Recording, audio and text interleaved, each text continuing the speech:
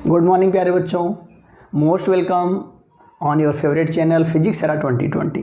बेटा आप लोग जैसा पढ़ रहे थे, हम लोग अभी क्या डिस्कस कर रहे थे। हम लोग फ्लावरिंग प्लांट का जो रिप्रोडक्शन था बेटा, हमने कहा था आपको प्रीवियस क्लास में कि गैमेट बनने के बाद सबसे इम्पॉर्टेंट मैटर क्या आता है। देखो प्लांट के गैमेट ट्रांसफ़र तो होते नहीं, मतलब कैसे, इटसेल्फ खुद से नहीं होंगे। हमने कहा वो मोटाइल भी नहीं होते हैं, तो उसको ट्रांसफ़र होने के लिए जो वे की हम लोग बात कर रहे थे प्रीवियस क्लास में, पॉलिनेशन पे डिस्कस हो रहा था। यू नो दैट, अब बाकी चीज़ें हम लोगों ने पढ़ लिया था। तो पॉलिनेशन पे जो डिस्कस हो रहा था प्रीवियस क्लास लेक्चर आप देखिएगा।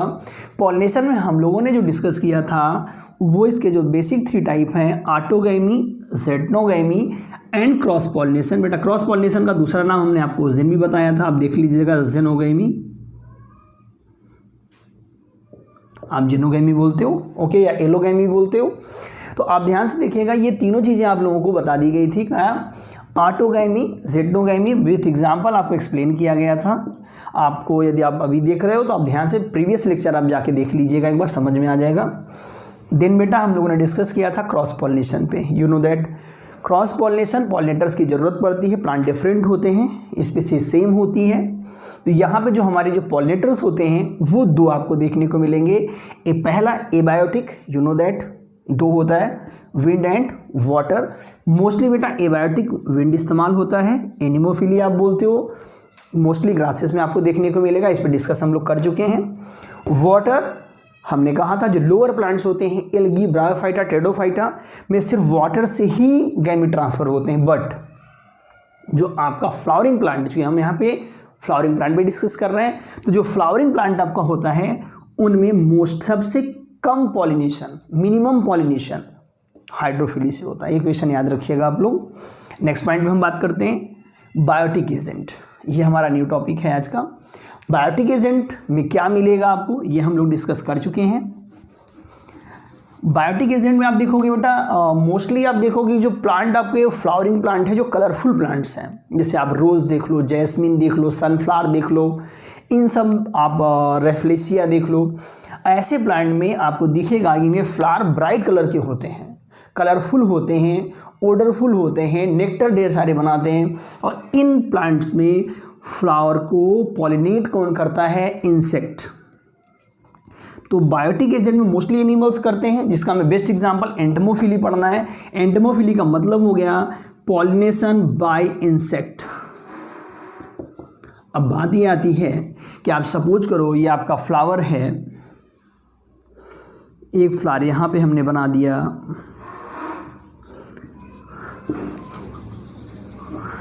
एक प्लांट का फ्लावर यहाँ पे है, एंथर यहाँ पे है, दूसरा फ्लावर यहाँ पे है, स्टिग्मा सपोज करो यहाँ है उसका।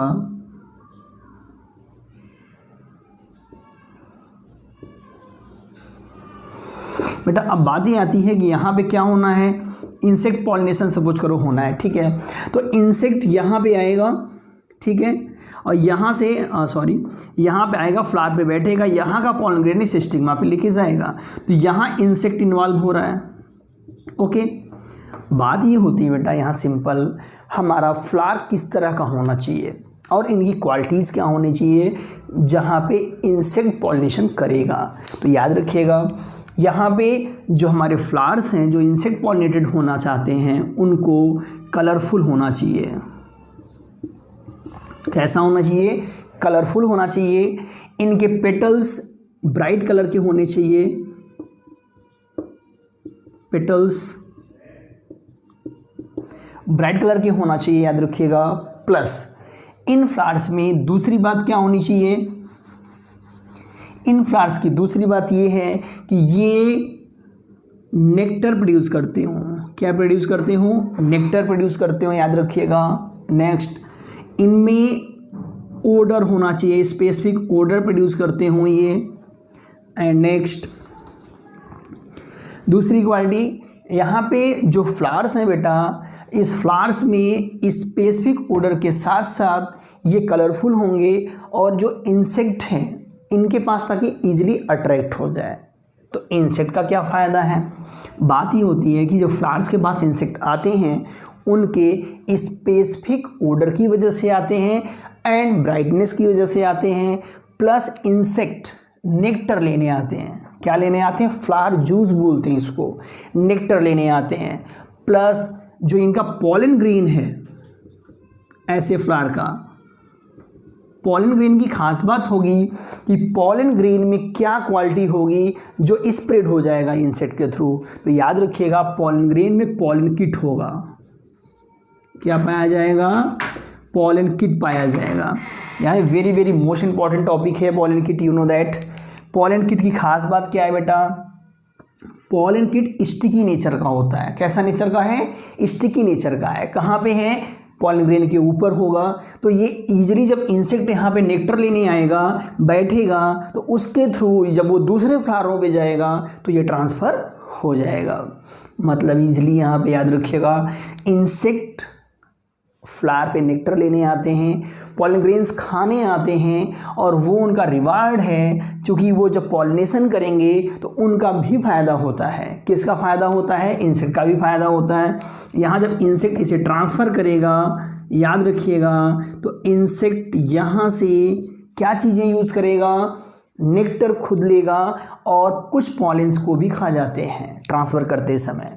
बट प्लांट का फ़ायदा हो रहा है। जो दूर प्लांट्स बैठे हुए हैं वहाँ पे पॉलन ग्रेन्स नहीं पहुँच सकते, या आप सपोज करो मेल फीमेल प्लांट दूर दूर हैं, जैसे पपाया का प्लांट हो सकता है, तो उनमें कैसे पॉलिनेशन होगा? इंसेक्ट यहाँ पे ये रोल प्ले करते हैं वेक्टर का।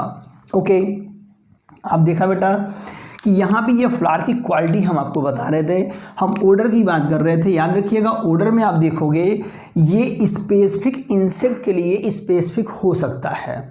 जैसे ऐसे फ्लावर जो फ्लाइज से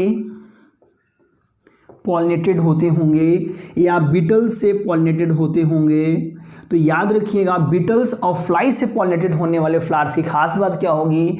इनमें फाउल ओडर क्रिएट होगा। कैसा ओडर क्रिएट होगा? फाउल ओडर क्रिएट होगा। Okay,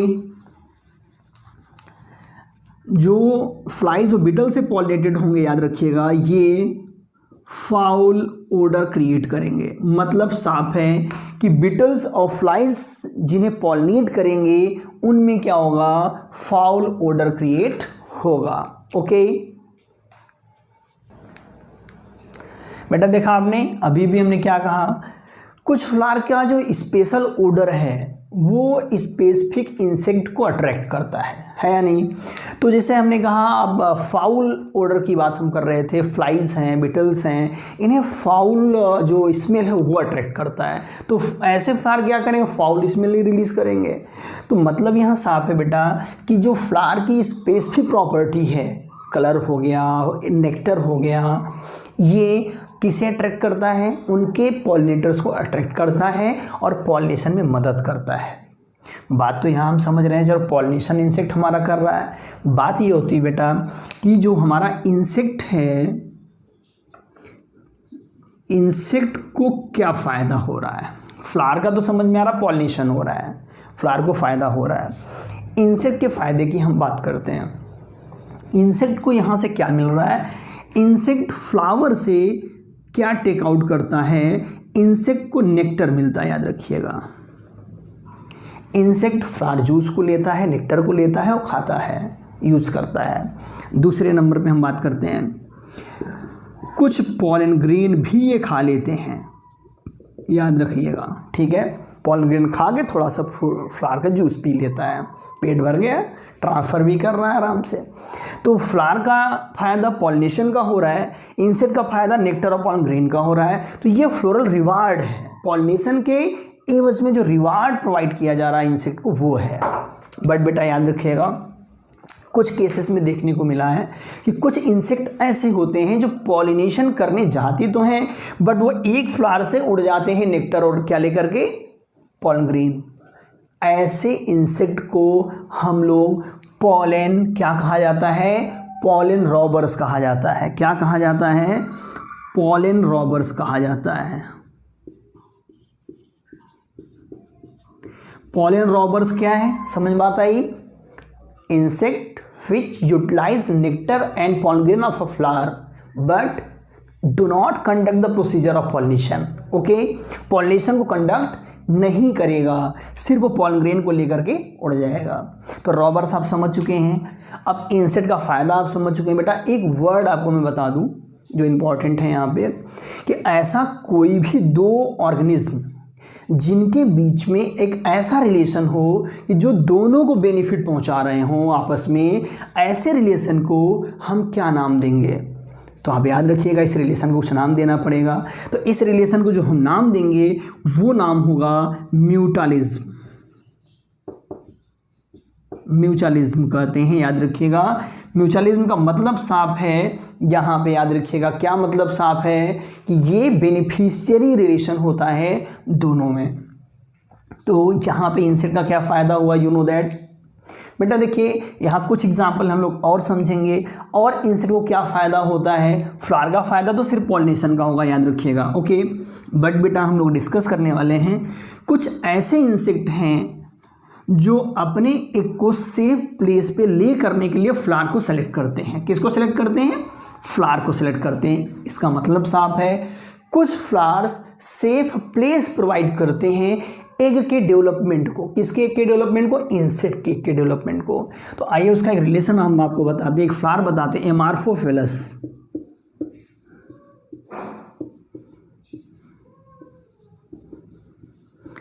एमार्फोफिलस, you know that.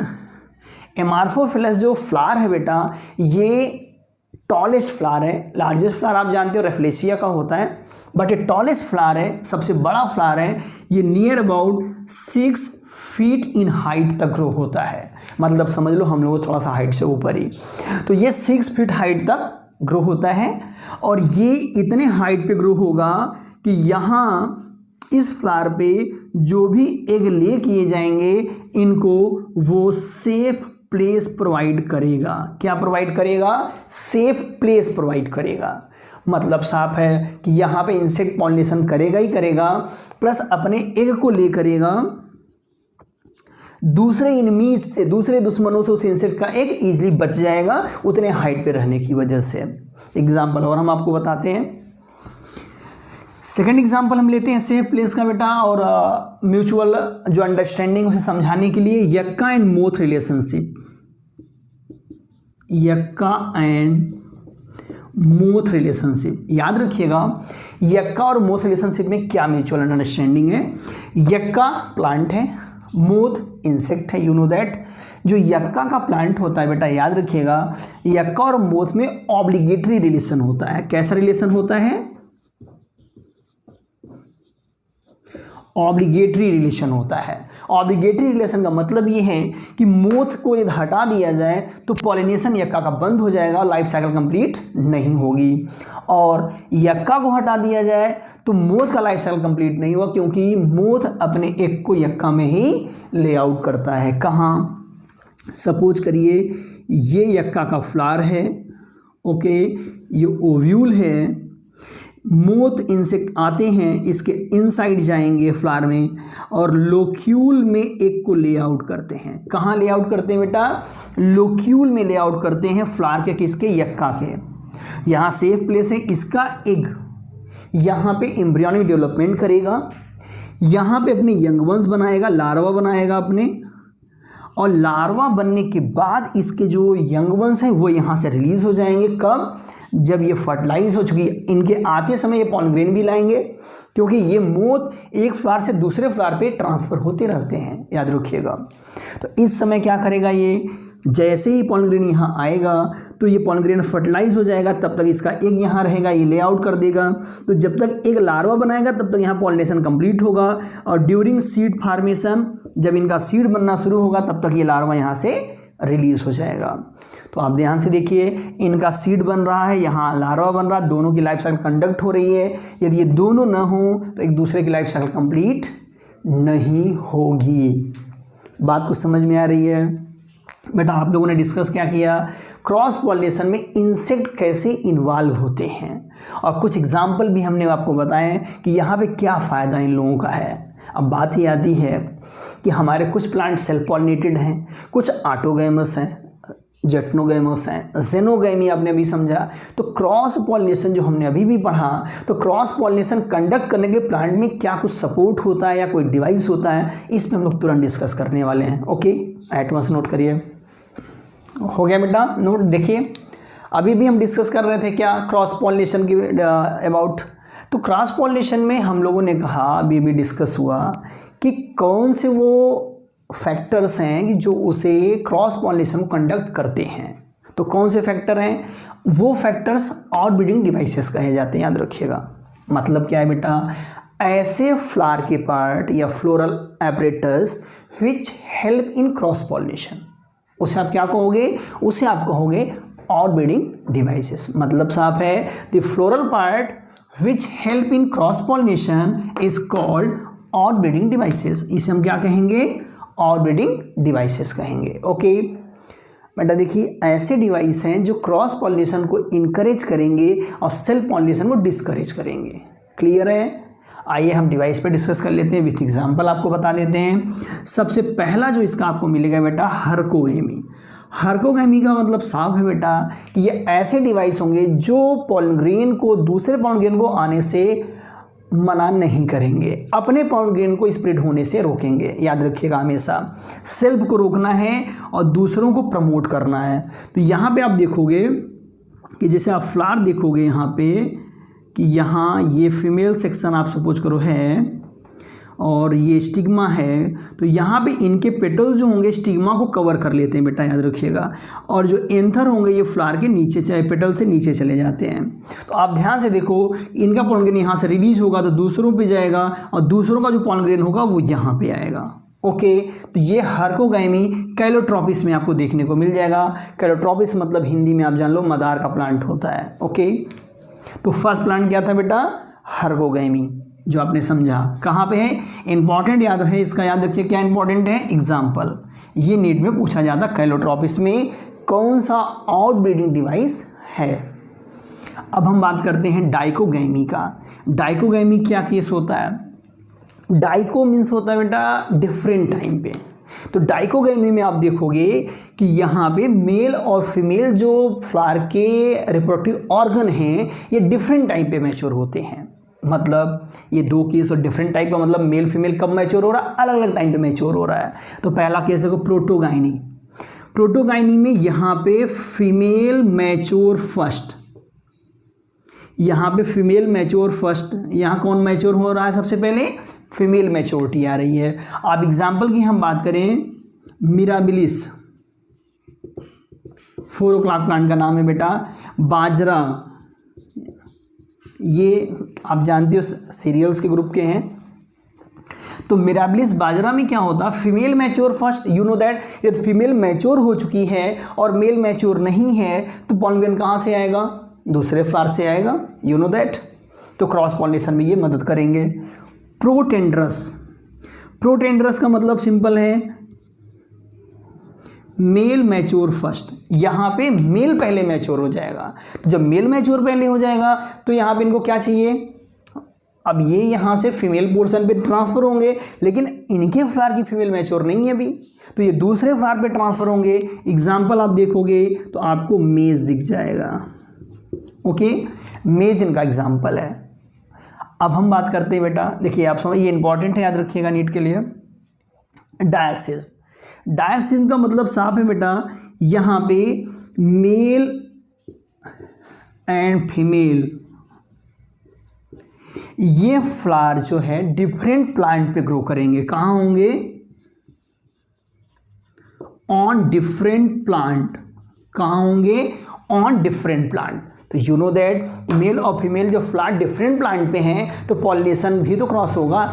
ये याद रखिएगा, यहाँ जिटनोगैमी भी नहीं हो सकता है, ऑटोगैमी तो कोई सवाल ही नहीं है, सिर्फ क्रॉस पॉलिनेशन होगा। एग्जाम्पल आपको याद होगा, पहले चैप्टर में मैंने बताया है, पपाया, डेड पाम है, पपाया है। ओके, हो गया बेटा। आप देखो नेक्स्ट क्या है? Self incompatibility. देखिए ये जेनेटिक मैकेनिज्म है, याद रखिएगा, इंपॉर्टेंट है आपके यहाँ सीबीएसई बोर्ड में ये अक्सर क्वेश्चन आता है, इस चीज़ को याद रखिएगा। सेल्फ इनकम आपका जो है सेल्फ इनकम्पैटिबिलिटी जो है ये क्या टेक्निक है, ये एक जेनेटिक मैकेनिज्म है। कैसा मैकेनिज्म बेटा? जेनेटिक मैकेनिज्म है। It is genetic mechanism in which flower rejected their own pollen grain. ये जेनेटिक मैकेनिज्म है जिसमें फ्लावर अपने ही पॉलन ग्रेन को रिजेक्ट कर देता है, यदि वो उस पर ट्रांसफ़र भी होता है तो उसे जर्मिनेट नहीं होने देगा। आप सपोज करो इसका ये एंथर है, यहाँ से पॉलन ग्रेन रिलीज़ होता है और ट्रांसफ़र हो भी जाता है, इसे जर्मिनेट नहीं होने देगा। क्यों नहीं होने देगा? साफ है बेटा, यहाँ पे ड्यू टू, याद रखिएगा, जो स्टिग्मा है इन सब के पास एक प्रोटीन का मैकेनिज्म है, S1P1 प्रोटीन मैकेनिज्म है। S1P1 मैकेनिज्म होता है, जब तक इसके मैकेनिज्म जो है पॉलन ग्रेन से मैच आउट नहीं करते दूसरे, वो वहाँ पे जर्मिनेशन नहीं होने देगा। तो ये मैकेनिज्म आपको नीट की क्लासेस में हम पढ़ाएंगे, याद रखिएगा। तो ये अलग हैं, तो ये जेनेटिक मैकेनिज्म है, याद रखिएगा। जाहिर सी बात है बेटा, इस फ्लावर का पॉलन ग्रेन ग्रो नहीं हो रहा खुद का, तो दूसरे फ्लावर के एंथर का पॉलन ग्रेन यहाँ पे आना जरूरी है, तभी पॉलिनेशन होगा। तो ये इंपॉर्टेंट है सेल्फ इनकम्पैटिबिलिटी, इसको याद रखिएगा आप लोग। ओके, हम नेक्स्ट पॉइंट पे बात करने वाले हैं। तुरंत हम लोग किस पे डिस्कस करने वाले हैं? इसमें बेटा एक और टॉपिक हेट्रोस्टाइली आपको देखने को मिलेगा। हेट्रोस्टाइली देखिए क्या है, ये आउटब्रीडिंग डिवाइस का लास्ट टॉपिक है, हेट्रोस्टाइली। बेटा हेट्रोस्टाइली का मतलब देखिए, स्टाइल की लेंथ अलग अलग होती है। यहाँ कुछ फ्लावर्स हैं, इनमें एंथर देखिए यहाँ पे है, ये स्टिग्मा। देखिए स्टिग्मा जो स्टाइल है बहुत ज़्यादा इलॉन्गेटेड हो गई है, तो ये एंथर से पहुँच से बहुत दूर है। एंथर यहाँ पे है, कुछ फ्लावर यहाँ पे देखिए हैं, इनकी स्टाइल स्मॉल है, इनके एंथर जो है ऊपर है। तो देखिए डिफरेंट फ्लावर है, तो इनमें होगा क्या कि जो जिसके पैरेलल में होगा उसका पॉलन ग्रेन उस पर ट्रांसफ़र होगा। तो हेट्रोस्टाइली की वजह से बेटा कि एंथर ये देखिए इसके पैरेलल है तो यहाँ ट्रांसफ़र करेगा, ये इसके पैरेलल है तो यहाँ ट्रांसफ़र करेगा। ओके, ये आउटब्रीडिंग डिवाइसेस के बेस्ट एग्जाम्पल थे जो आपने नोट किए। बात ही आती बेटा आउटब्रीडिंग डिवाइस के बाद हम लोग क्या पढ़ेंगे? साफ है, देखिए अब यहाँ पे जो हमारा जो पॉलिनेशन का मैकेनिज्म है, ये आर्टिफिशियल हमने देख लिया, नेचुरल देख लिया, क्रॉस पॉलिनेशन हमने पढ़ लिया। बट बेटा यहाँ पे एक टेक्निक हम लोग, यदि हम लोग चाहें कि हमारा जो वांटेड पॉलन ग्रेन है वो स्पेशल प्लांट पे ट्रांसफ़र हो, वो कैसे होगा? तो वो आपका टॉपिक, एक स्मॉल टॉपिक में बताने चल रहा हूँ। आर्टिफिशियल हाइब्रिडाइजेशन के थ्रू वो किया जा सकता है। कब? जब हमें स्पेशल प्लांट बनाने हो, प्लांट ब्रीडिंग करनी हो, उस टॉपिक के लिए हमें क्या करना होगा? वांटेड पॉलन ग्रेन को स्पेशल स्टिग्मा पे ट्रांसफ़र करना होगा। तो हमारा टॉपिक क्या आ जाएगा यहाँ पे? Artificial hybridization. Artificial hybridization. बेटा देखिए आर्टिफिशियल हाइब्रिडाइजेशन का मतलब क्या है आप समझ लीजिए। यहाँ पे हम चाहते हैं कि दो फ्लावर, आप सपोज करिए है यहाँ पे, ये नेचुरली क्रॉस पॉलिनेशन नहीं कर रहा है। ओके, ये इसका एंथर हो गया, ये एक फ्लावर हो गया, दूसरा फ्लावर हमारा यहाँ पे है। ये बाइसेक्सुअल फ्लावर की बात हो रही है, लिया जा रहा है यहाँ पे।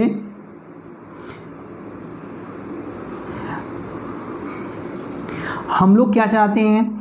हम चाहते हैं कि बेटा देखिए हमारा फ्लावर ये ए है, ये बी है। हमारा एम मेन ये है कि जो ए फ्लावर हैं इनके पॉलन ग्रेन बी फ्लावर पे शिफ्ट हों, सिर्फ इसी के शिफ्ट हों, दूसरे के यहाँ पे पॉलन ना आए। तो ये आर्टिफिशियली ही कर सकते, नेचुरली तो हम मना नहीं कर सकते ऐसा आज तुम्हें पॉलन ग्रेन दूसरा नहीं लेना है। तो आर्टिफिशियली कैसे किया जा सकता है?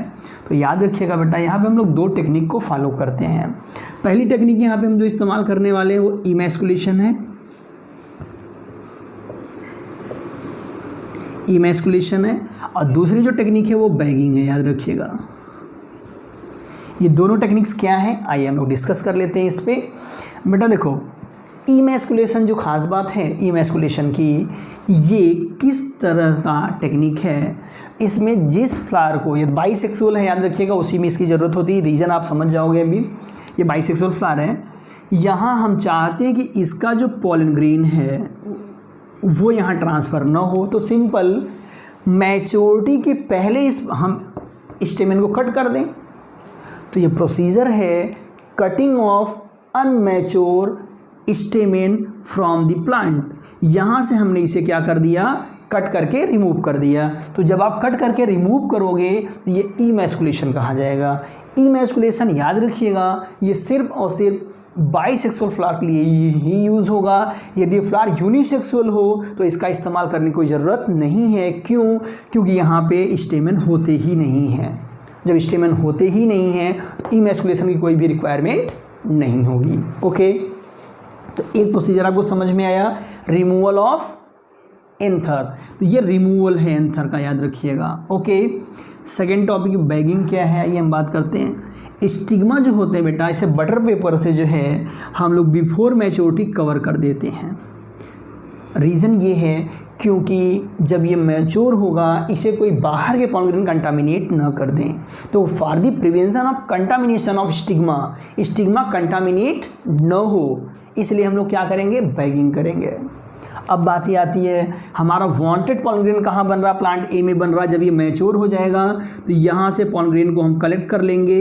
ओके, कलेक्ट करने के बाद इस पॉलन ग्रेन को इस स्टिग्मा पे शिफ्ट करना, इस बैग को हमें हटाना होगा for short time period. Bag को हटाएंगे, वांटेड पॉलन ग्रेन डाल देंगे एंड देन रीबैगिंग कर देंगे। बैगिंग के बाद हमें रीबैगिंग करना होगा। रीबैगिंग की क्या ज़रूरत है, वांटेड पॉलन ग्रेन के बाद वो जब तक जर्मिनेट नहीं कर जाता तब तक दूसरा पॉलन ग्रेन ना आ जाए, उसे डिस्ट्रैक्ट ना कर दे, उसको हमें रोकना पड़ेगा। ये बात समझ में आ गई आपको बेटा? देखिए यहाँ पर रीबैगिंग से क्या होगा कि पॉलन ग्रेन कंटामिनेट अब कम्प्लीटली नहीं होगा। आपने क्या डिस्कस अभी देखा बेटा, हम लोगों ने क्या डिस्कस किया, जितने भी पॉलिनेशन के टाइप थे और आर्टिफिशियल पॉलिनेशन का टाइप क्या था और ब्रीडिंग डिवाइसेस क्या था, सब पे डिस्कस हो गया। कोई भी डाउट हो कमेंट बॉक्स में आप पूछ सकते हो। और आप ये chapter you know that important है नीट के लिए, तो आप कंटिन्यूस लेक्चर पे बने रहिए, शेयर लाइक कमेंट करते रहिए। ओके।